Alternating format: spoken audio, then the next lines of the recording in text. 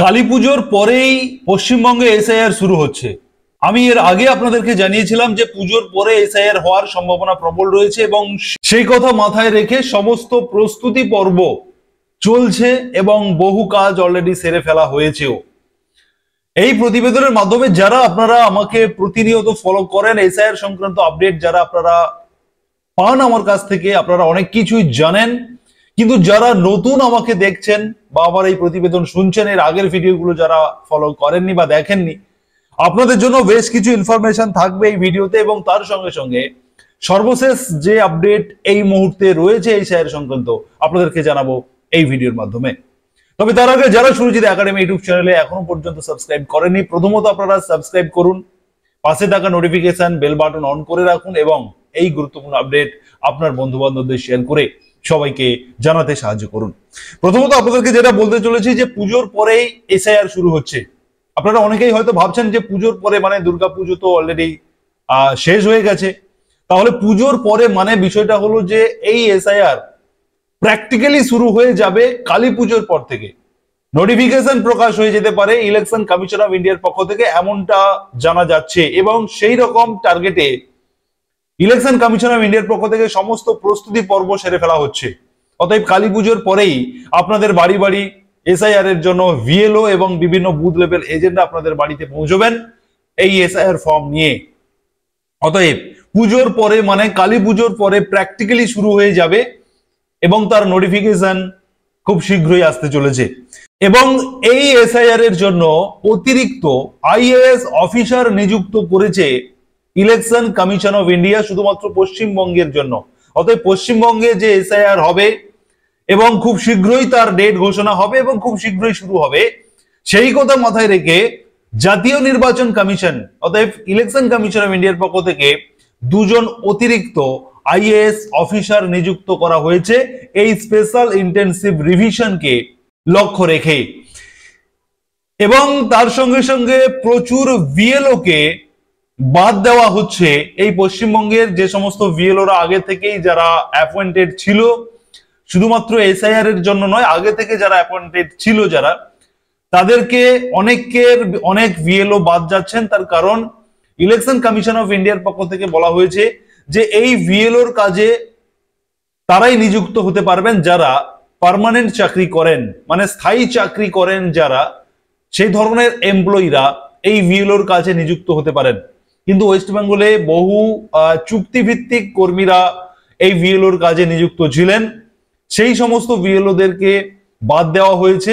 আবার নতুন করে ভিএলও অ্যাপয়েন্টেড করার জন্য মুখ্য নির্বাচনী আধিকারিকের কাছে সে মতো নির্দেশিকা ইলেকশন কমিশন অফ ইন্ডিয়ার পক্ষ থেকে জানানো হয়েছে। এরপরে এসআইআর ফর্মে একাধিক পরিবর্তন হতে পারে এমনটাই ইঙ্গিত পাওয়া যাচ্ছে।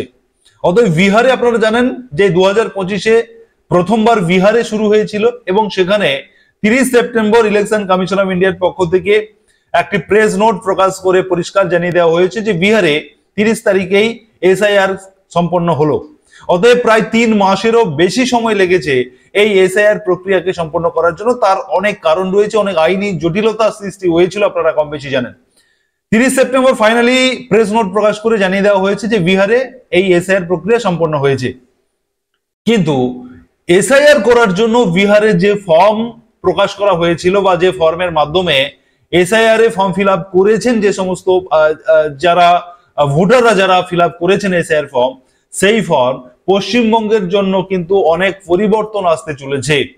বিশেষ করে যে সমস্ত ভোটাররা একাধিক জায়গাতে যাদের ভোট প্রদান করে থাকেন, বহু ভোটার রয়েছেন যারা পশ্চিমবঙ্গের মধ্যে বিভিন্ন ডিস্ট্রিক্টে তারা ভোটদান করেন, আবার অনেকে পশ্চিমবঙ্গেও ভোট দেন এবং অন্য রাজ্যেও ভোট দেন। এরকম ভোটারের সংখ্যা কিন্তু প্রচুর পাওয়া গেছে বিহারে।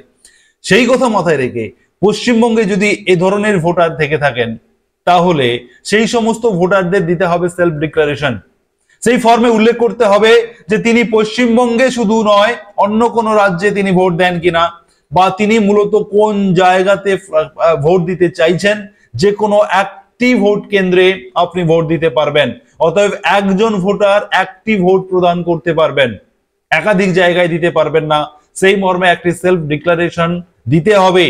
অতএব এই ফর্মে নানান রকমের পরিবর্তন আসতে চলেছে এবং প্রায় 15 কোটি ফর্ম ছাপানোর কাজ চলছে। আপনাদেরকে এখানে একটু বলে রাখি যে পশ্চিমবঙ্গের জন্য 2টি করে ফর্ম ভোটারদের হাতে তুলে দেওয়া হবে এবং সেই ফর্ম তুলে দেবেন বিএলওরাই। 2টি ফর্মের মধ্যে একটি ফর্ম ফিল আপ করে ডকুমেন্ট সহ বিএলও কে জমা দিতে হবে, আর একটি ফর্ম বিএলও সিগনেচার করে আপনার হাতে দেবেন আপনার রিসিপ্ট কপি বা অ্যাকনলেজমেন্ট কপি হিসেবে। অতএব 2টি করে ফর্ম আপনারা পাচ্ছেন পশ্চিমবঙ্গের জন্য এবং ফর্মে থাকবে একাধিক পরিবর্তন। এবারে যেটা বলবো যে এই যে এসআইআর শুরু হচ্ছে, আপনি একজন পশ্চিমবঙ্গের বাসিন্দা হিসেবে, ভোটার হিসেবে হাত গুটিয়ে বসে রাখলে হবে না। আপনাকে এই মুহূর্তে আপনাকে আপনার ডকুমেন্ট গুলো রেডি করে নিতে হবে। ইলেকশন কমিশন অফ ইন্ডিয়ার পক্ষ থেকে 11টি ডকুমেন্টের কথা প্রথমে বলা হয়েছিল এবং পরে সুপ্রিম কোর্টের নির্দেশে আধার কার্ডকে ইনক্লুডিং করা হয়েছে 12 নম্বর নথি হিসেবে। এবং শুধু আধার কার্ড দিলেই আপনার এসআইআর হবে না, আধার কার্ডটা সত্যতা যাচাই হবে এবং আপনি পশ্চিমবঙ্গের বাসিন্দা কিনা সেটা ভেরিফিকেশন করে দেখা হবে। অতএব আপনাকে যে 11খানা ডকুমেন্টের কথা বলা হয়েছে সেগুলির মধ্যে একটি আপনি জোগাড় করে রাখুন। আর যদি পশ্চিমবঙ্গের আপনার 2002 সালের ভোটার লিস্টে আপনার নাম থেকে থাকে তাহলে আপনার সেই লিস্টের ভোটার লিস্ট থেকে, অর্থাৎ 2002 সালের ভোটার লিস্টের যে পাতাতে আপনার নাম রয়েছে আপনি সেই পাতা যুক্ত করলে আপনি এসআইআর এর ডকুমেন্ট হিসেবে আপনি ওই পাতাকেই আপনি অ্যাড করতে পারবেন। এছাড়া যদি 2002 সালের ভোটার লিস্টে আপনার নাম না থাকে সেক্ষেত্রে আপনি 11খানা যে ডকুমেন্টের কথা আমি পাশে স্ক্রিনে দিচ্ছি, যে 11টি ডকুমেন্টের কথা বলা হয়েছে তার মধ্যে যে কোনো একটি আপনি দিতে পারেন। এবারে আমি আপনাদেরকে যেটা বলতে চলেছি যে এই পশ্চিমবঙ্গে যখন এসআইআর শুরু হবে তখন কিভাবে হবে, কোন প্রসেসে হবে সেটা আমি আপনাদেরকে একটু ছোট্ট করে বলি। প্রথমত বিএলওরা 2টি ফর্ম নিয়ে আপনার বাড়িতে পৌঁছবেন। আপনার বাড়িতে যতজন ভোটার থাকবেন ততজনের 2টি করে ফর্ম দেওয়া হবে। 3 জন ভোটার থাকলে 6টি ফর্ম আপনি পাবেন। ফর্মটি পূরণ করতে হবে। কিভাবে পূরণ করবেন বিএলওরাই আপনাদেরকে গাইড করে দেবেন এবং এই ফর্ম যখন পশ্চিমবঙ্গে এই ফর্ম পাবলিশড হয়ে যাবে এবং নোটিফিকেশন প্রকাশিত হয়ে যাবে, সেই ফর্ম আপনারা কিভাবে পূরণ করবেন সেই সংক্রান্ত ভিডিও নিয়ে আসবো আমি আমার চ্যানেলে। অতএব তার জন্য আপনারা অবশ্যই সাবস্ক্রাইব করে রাখুন। ফর্মের পরিবর্তন আসছে আমি আগে বলেছি, যে কারণে ফর্ম পূরণ পদ্ধতি অনলাইন অফলাইন 2টি ভাবেই আপনারা করতে পারবেন। যারা আপনারা অনলাইন করতে চান অনলাইন করতে পারেন, যারা অফলাইনে ফিল আপ করতে চান আপনারা অফলাইনও করতে পারেন। পরিযায়ী শ্রমিকরা বাইরে থেকে অনলাইনের মাধ্যমেই ফর্ম ফিল আপ করবেন এবং চাইলে তিনারা বিএলওর সঙ্গে কন্ট্যাক্ট করে তিনার বাড়িতে যিনি যে বিএলও পৌঁছবেন তিনার সাথে কথা বলে ওভার ফোন কথা বলে তিনি ফিল আপ করে নিতে পারেন। অতএব বিএলওরা 2টি ফর্ম আপনার হাতে তুলে দেবেন, একটি ফর্ম ফিল আপ করে বিএলও কে জমা করবেন এবং একটি ফর্ম আপনার কাছে রাখবেন। সেই ফর্মে অবশ্যই বিএলও সিগনেচার করে দেবেন। এই ফর্ম ফিল আপ করে জমা দেওয়ার জন্য আপনি মোটামুটি 2-4 দিন সময় হাতে পাবেন। সঙ্গে সঙ্গে দিতে হবে এমন বিষয়টা নয়, আপনি 2-4 দিন সময় নিয়ে ফিল আপ করুন, ডকুমেন্ট জোগাড় করে সেই ফর্মে অ্যাটাচ করুন জেরক্স কপি এবং আপনি বিএলওর হাতে তুলে দেবেন। বিএলও ওই ফর্ম নেওয়ার জন্য আপনার বাড়িতে আসবে। এইভাবে বিএলওরা তাদের ফর্ম ডিস্ট্রিবিউশন এবং ফর্ম কালেক্ট এভাবেই করবেন। এবং যদি কোনো ভোটারের ক্ষেত্রে কোনো রকম সন্দেহজনক কোনো বিষয় থাকে তাহলে বিএলওরা রিপোর্ট করবেন বিডিও অফিসে বা তিনাদের সুপারভাইজার যিনি থাকবেন তিনার কাছে রিপোর্ট করবেন।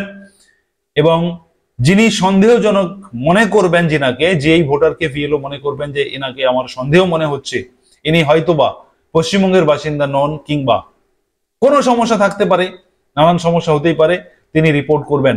এবং এই যে রিপোর্ট করা, এই রিপোর্ট করার জন্য বিভিন্ন রাজনৈতিক দলের বুথ লেভেল এজেন্টরা থাকবেন। সেই এজেন্টদের সঙ্গে কথা বলে বিএলওরা কাজ করবেন এবং যদি বিএলওর কোনো জায়গায় সন্দেহজনক বিষয় থাকে সেই বুথ লেভেল এজেন্ট যারা রয়েছেন তিনারাও বিএলও কে হেল্প করবেন।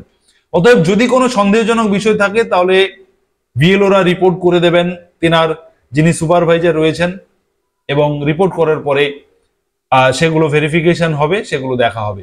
এরপরে যে ফর্মগুলো ঠিক থাকবে বলে বিএলওর মনে করবেন যে এই ভোটারদের সমস্ত ডকুমেন্ট ঠিক রয়েছে, তিনি একদম সঠিক পদ্ধতি মেনে এসআইআর এ অংশগ্রহণ করেছেন, সেই ফর্মগুলি বিএলও তিনার যে ইসিআই নেট যে অ্যাপস রয়েছে, ইলেকশন কমিশনের যে অ্যাপস রয়েছে সেই অ্যাপসে তিনারা আপলোড করে দেবেন।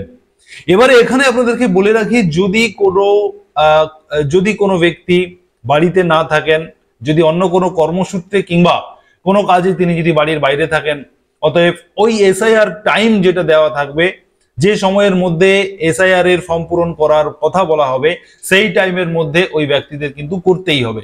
তিনি বাইরে থাকুন, যে কোনো কাজে থাকুন না কেন, ওই টাইমের মধ্যে তিনাকে এসআইআর করতে হবে। এবং এই এসআইআর তিনাকে যে শুধুমাত্র অফলাইনে করবেন এমনটা নয়, তিনি যেখানে থাকুন না কেন অনলাইনের মাধ্যমেও তিনি এসআইআর এ অংশগ্রহণ করতে পারেন। মূলত যারা বাইরে কাজ করছেন, পরিযায়ী শ্রমিক যারা রয়েছেন, তাদের জন্য কিন্তু অনলাইন সিস্টেম খোলা থাকবে। অতএব ভিএলওরা সমস্ত কাজকর্ম করার পরে যখন ইলেকশন কমিশনের ওয়েবসাইটে সমস্ত ডেটা আপলোড করে দেবেন, সেগুলোকে ইলেকশন কমিশনের পক্ষ থেকে খতিয়ে দেখা হবে সমস্ত কিছু ঠিক রয়েছে কিনা। এবং ফাইনালি এসআইআর এর সমস্ত কাজ কমপ্লিট হয়ে যাওয়ার পরে একটি খসড়া প্রকাশ করা হবে ইলেকশন কমিশন অফ ইন্ডিয়ার ওয়েবসাইটে। সেই খসড়া তালিকাতে যদি কোনো ব্যক্তির নাম না থাকে, তবে তিনি আবারও আবেদন করতে পারবেন।